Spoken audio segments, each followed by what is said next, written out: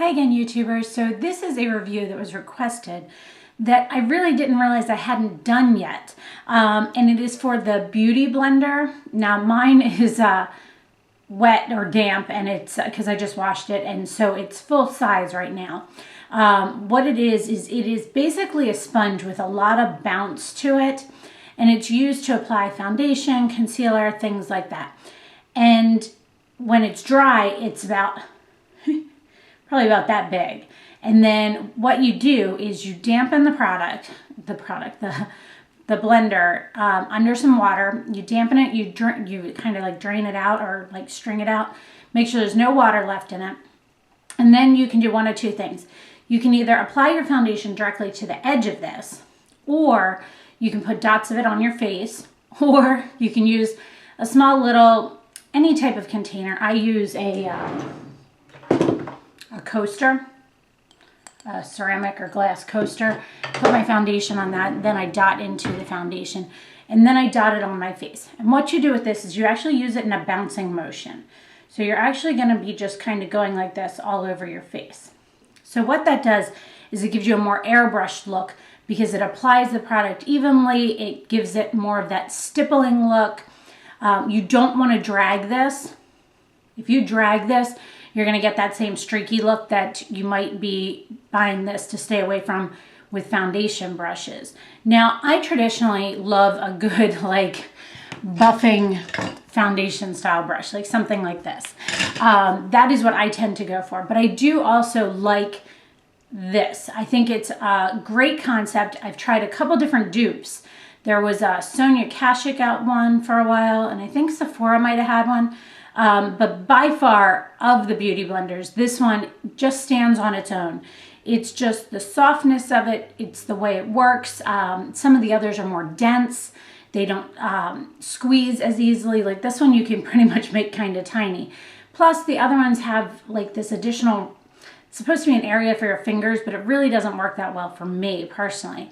The other pointed edge is made to be used for concealer, so you can get up under your eyes. I think it's Goss Makeup Artist and Makeup by Tiffany D both really like this.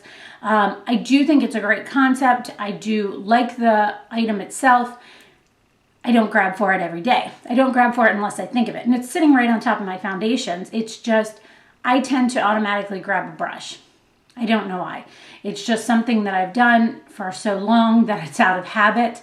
I do like the effect I get of this. I like, it is very nice too, I find, for foundations that typically for me are a little bit too thick or maybe just lay heavy onto your skin and you want like a thinner coverage. This is very nice for that. You can shear it out or you can make it just as it normally is. Either way. The damp sponge doesn't really dilute the product at all, I don't find. It doesn't give you any issues with your foundation, but it is something that helps to, if you want to shear it out, it definitely can help in that way. You use less product and then continually just dampen it. I have dampened this after I've done my whole face.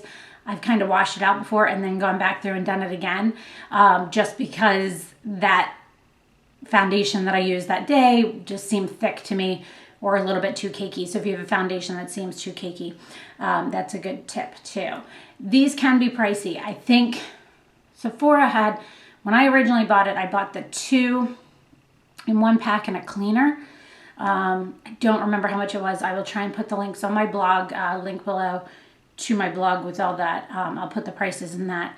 I gave away one of these to another YouTuber here that I was friends with, that I am friends with, because she wanted to try one, and I was like, I don't think I'm ever really going to use or need 2 of them. You just sit there and play with it though. It's like so soft. It is really soft. That is another great thing about it. I don't personally like using it for concealer, by the way.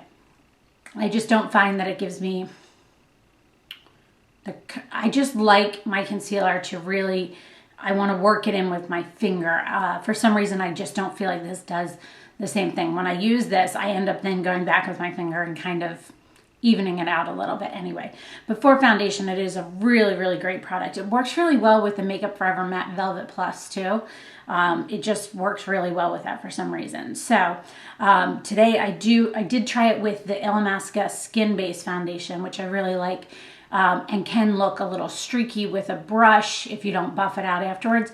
And it worked really well with this, so I was quite impressed with that. The only other thing that I will have to say about this is you could tell it starts to get a little like stained looking.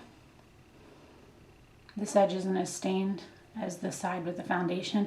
But you know, that's part of makeup. It is sanitary because you're washing it every time after you use it.